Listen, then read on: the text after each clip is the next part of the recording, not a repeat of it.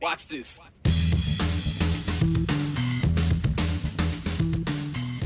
We are 5 days into stage 2, and more Idaho restaurants starting to figure out how to best situate dine-in service. But a common concern keeps coming up. How can restaurants arrange their dining areas to safely seat people at a social distance? For smaller locations, it can be kind of tough. But what if they could create maybe some more space outside? The city of Boise has an idea that could do just that, and they're going to try it out on 8th Street downtown. What will it look like? Joe Paris gives us a peek. When the pandemic came knocking, a lot of business owners answered with creativity. For restaurants, though, it's been difficult because they've had to really limit the amount of people that can be inside their business. But a new pilot program from the city of Boise looks to address that head on, closing 8th Street so that the restaurants can spill out onto the sidewalks and serve more customers in a social distance zone. Cities around the country and world are looking at how they can best support their small businesses by creating outdoor open spaces. In Boise, one new outdoor space will soon open in downtown.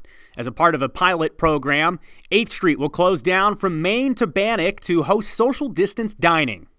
We'll have drawings very soon, and we expect that they'll be on the sidewalk, and then the streets will become the way that people can move easily. So we'll have accessible entries to the sidewalk and the restaurants, places for bikes and others on foot to move about. Boise Mayor Lauren McLean says the city was able to put together the idea, working together with the Ada County Highway District. Their willingness to change the direction of the alleys in concert with our oversight of this road made this a perfect place to try to start looking at how we can best support businesses as they seek to recover. Something I never would have expected. Rodney Johnson is the general manager of Fork on 8th Street. He says this idea came as a surprise.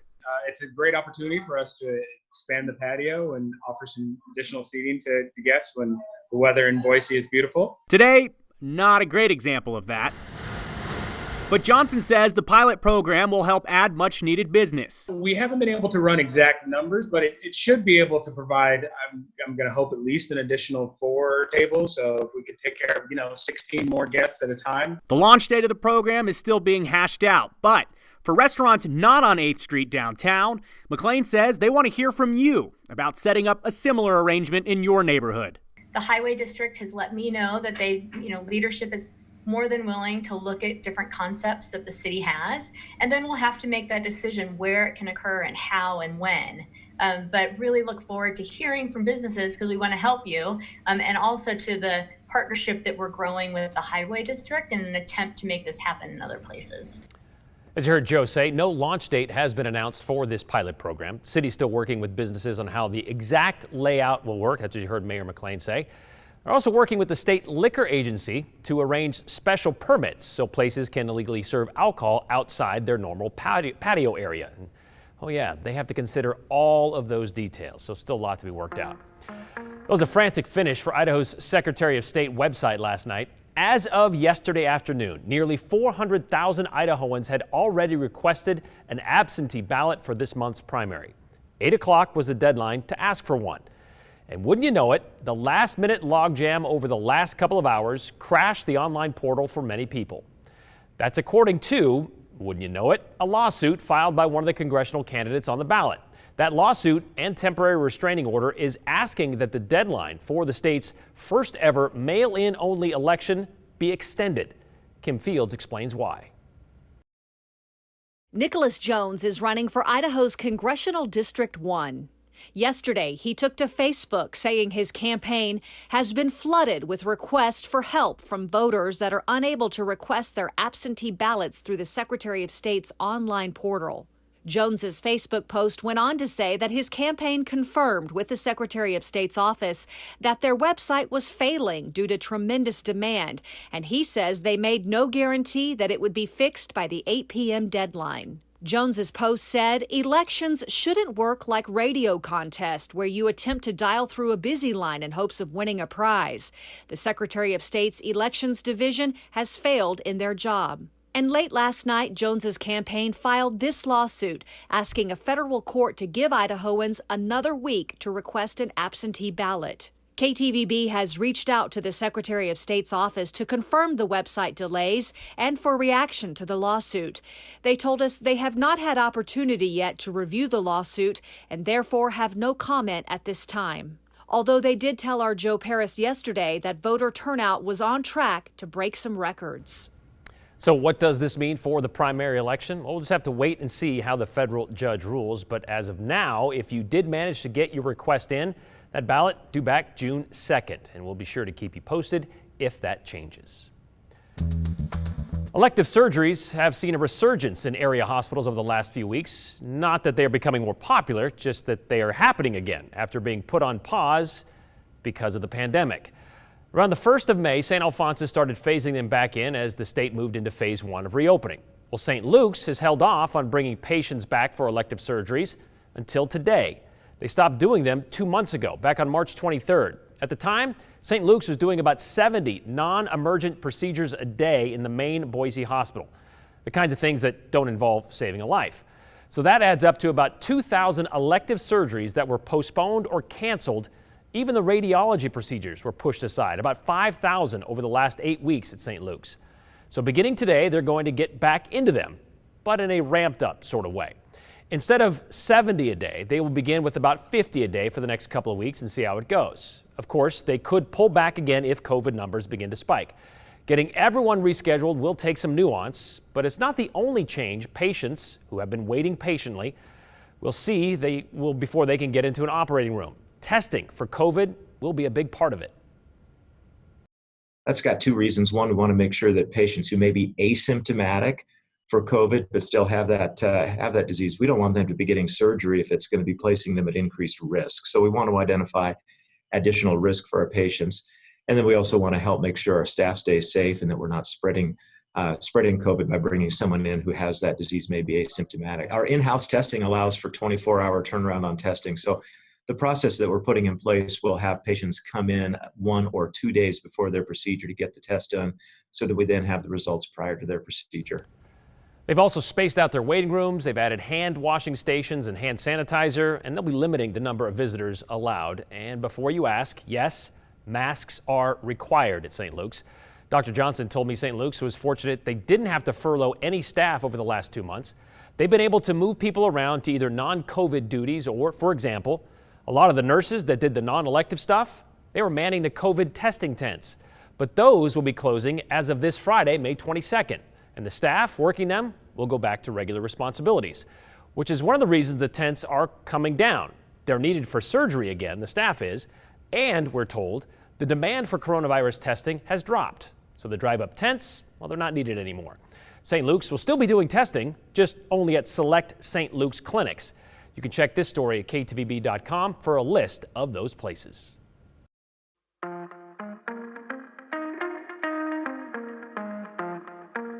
Many are making plans to stay closer to home this summer.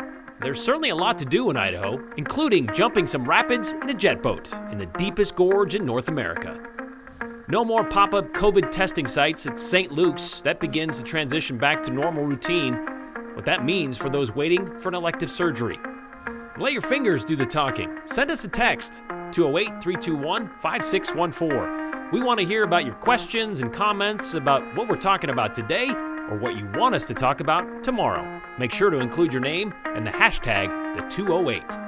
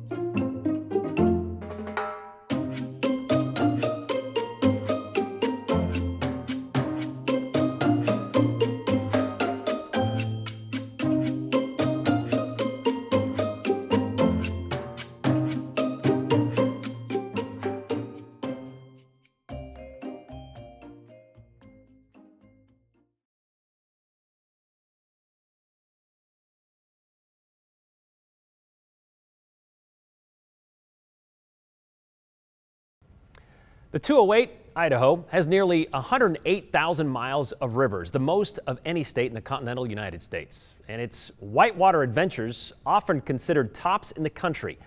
Many of those miles of rapids run right through the deepest canyon in North America, where the Snake River rolls through Hell's Canyon. We dropped in 2 years ago, nearly to the day, as part of our Exploring Idaho series. And today, we're headed back to a place only accessible by foot or by boat. At first glance, the view alone from Deer Creek Road is riveting. But thousands of feet below, the Snake River coils, marking the boundary between Idaho and Oregon, and creating a canyon that is second to none in North America. This is Hell's Canyon. And this is the best way to be in it, aboard a jet boat. Smack in the middle of the Wallowa-Whitman National Forest, the Hell's Canyon National Recreation Area covers nearly a third of the forest's 2.3 million acres. But this sliver of 32 miles of the Snake River is kind of the crown jewel. Something Kurt Kilgore and his family have known for more than a century. I'm fourth generation, so yeah, my grandpa was born here, and his dad came in here on the Oregon Trail. So yeah, we've been here forever. It's the late 1800s. So basically, showing off this stretch of the Snake River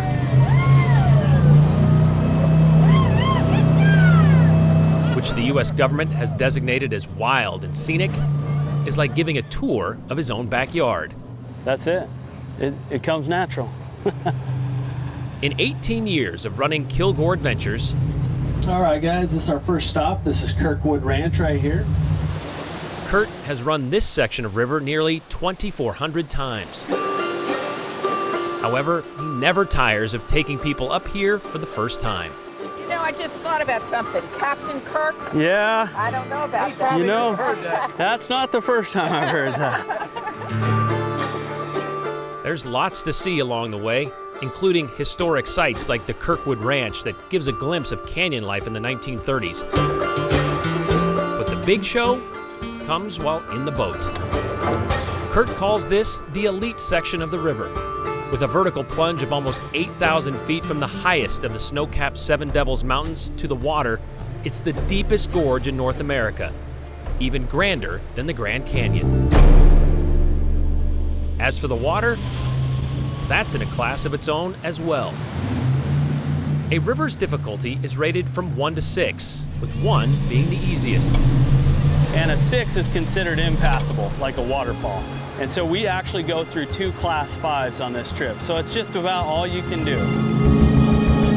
One of those is the Wild Sheep Rapid. And heading upriver can be exciting, but dropping in downriver, well, that's distinctly more dramatic. Beneath basalt that may be some 6 million years old, Kurt faces the Class 5s like it's all still new. In the real big water, I still do get pretty jacked up, you know. And those along for the ride feel the same way. Oh, every bit, yeah. Every bit is spectacular. It was just unbelievable. Just another day in the office for Kilgore Adventures.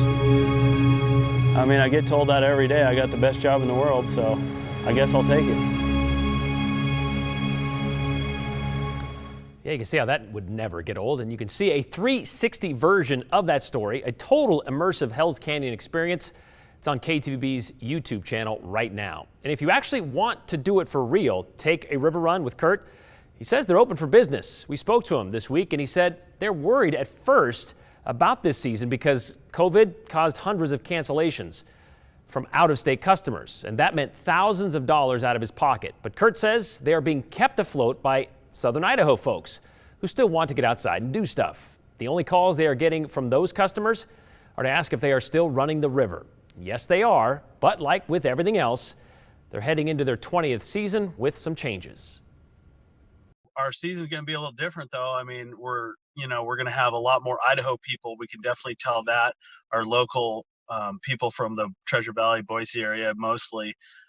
we're basically relying mostly on them. We can definitely feel that. And that's been a real highlight, is not hardly any have even asked for a cancellation. So everybody in Idaho is pretty much ready to go. So are you encouraging like larger parties so that kind of everybody knows each other, or does that really not play into it yet?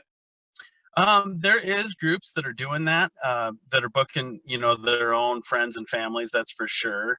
But no, there's still a lot of mixed match groups, and we're just kind of, keeping them not full boats and letting people space out if they want to, and just keeping things really clean on the boat as well. We're going to be wiping things down. Instead of using lemon scent pledge, we're using Clorox and stuff like that. And I mean, it feels pretty safe to me. We have the windows open and we're going 30, 40 miles an hour with fresh air just blasting. I don't think you can catch anything but a smile, probably. Not a bad thing to catch. New kid in town or 90-year native? We want you to join the 208. Send us your comments, your questions, even your complaints about today's show, or really pretty much anything. Text us 208-321-5614. Make sure to include your name and the hashtag the 208. We'll try to address it at the end of the show.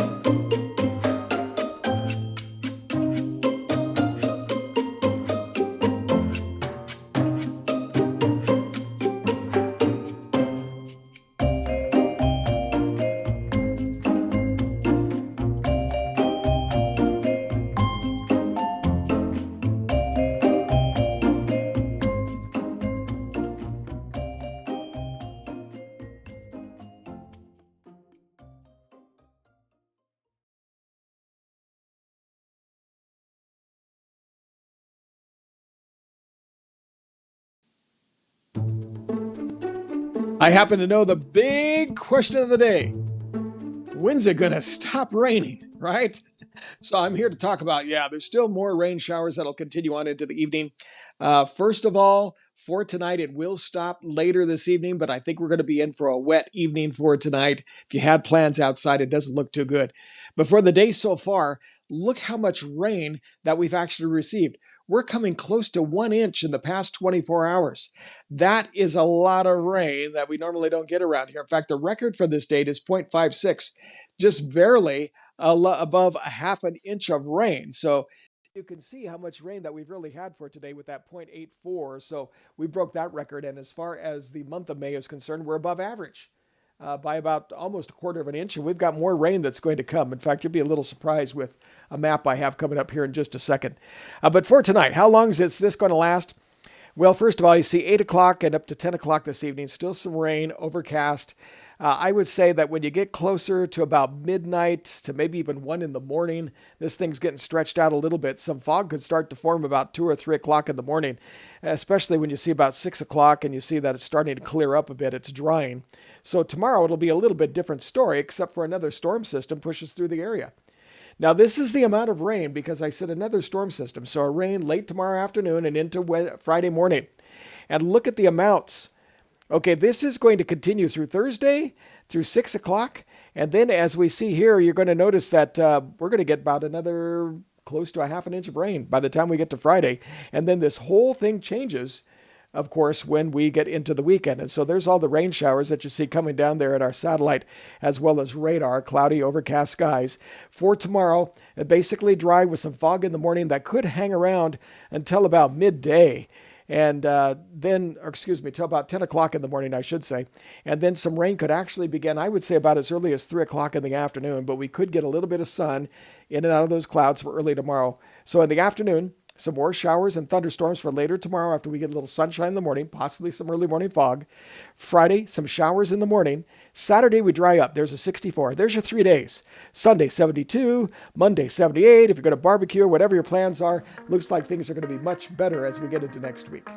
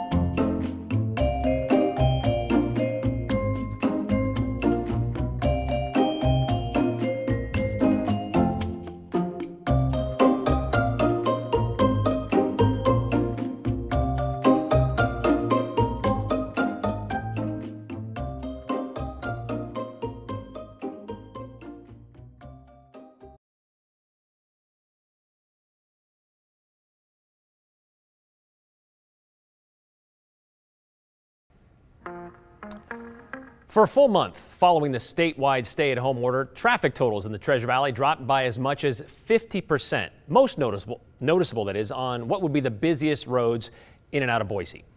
Nobody was going anywhere, and that was everywhere. The absence of automobiles has to be good for the environment, right? LA residents were posting pics of blue skies, the likes of which we haven't seen in decades. Air quality across the globe was improving, which led to this question from Larry. Has Boise's air quality improved during the isolation? No, it really hasn't. But that's not a bad thing. This time of the year, our air quality is pretty good anyway, like really good. Spring usually means we're in the green is good category.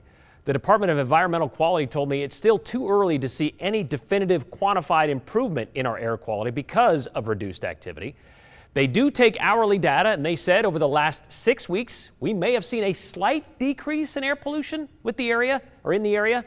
But with numbers normally so good, it is hard to decipher with such a small sample size. So any shift would be too subtle to tell. Mike Toole with DEQ said they've looked over data over the last 5 years, and we're right about where we have been. So consider ourselves lucky. It's pretty tough to improve from almost perfect.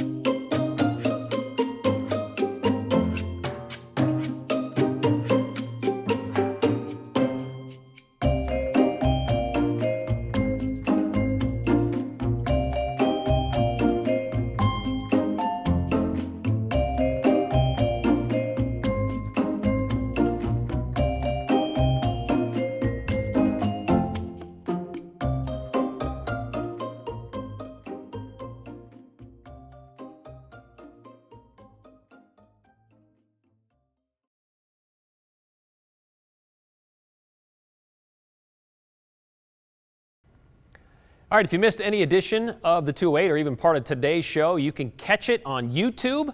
Just search the 208 KTVB. You can also download it if you want to listen to it in your car, driving home or driving to somewhere. It's in podcast form on all platforms, Spotify, Apple Podcasts. You can look for it right after this show. As we take a look at some of the comments, that's how we like to wrap up the 208, like this one here from Bob about our registered voters and our absentee ballot story that we talked about earlier. Why do registered voters have to request a ballot for an election where there are no other options? It should be automatic. This one from Bob. And Bob, I'd have to say maybe they expect some effort on your part.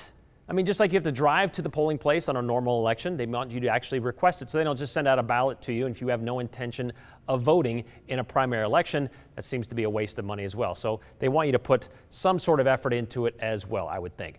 So people can't meet deadlines, and now we have to extend the deadline? Well, that's dumb. That's Kathy in Boise sending that in to us. That's in response to the lawsuit that has been filed because there seems to be a lot of people trying to request an absentee ballot right up into the deadline last night, crashing the Secretary of State's website, or at least allegedly so.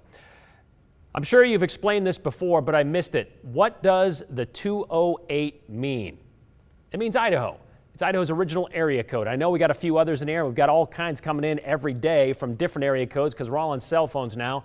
But 208 is Idaho, the original. And we try to do everything, a lot of things that have to do with Idaho. And so that's where the 208 comes from. We want you to be a part of it as well. So if you have anything Idaho interesting to talk about and tell us about, please do that. You can text us or email it. Even check out our website. Brian, have you learned to pronounce Wallowa yet? I know it's Wallowa. I know it is. That story we did was 2 years ago. That was before we did a story here on the 208 on how to pronounce Wallowa, and it's Wallowa. You guys seem to have noticed that. Love the scenes from Hell's Canyon, but it's pronounced Wallowa, not Wallowa. I know. Wallowa. That's what it is. All right, well, thank you again for watching this edition of the 208. I'll try to get all the pronouncing done properly from now on.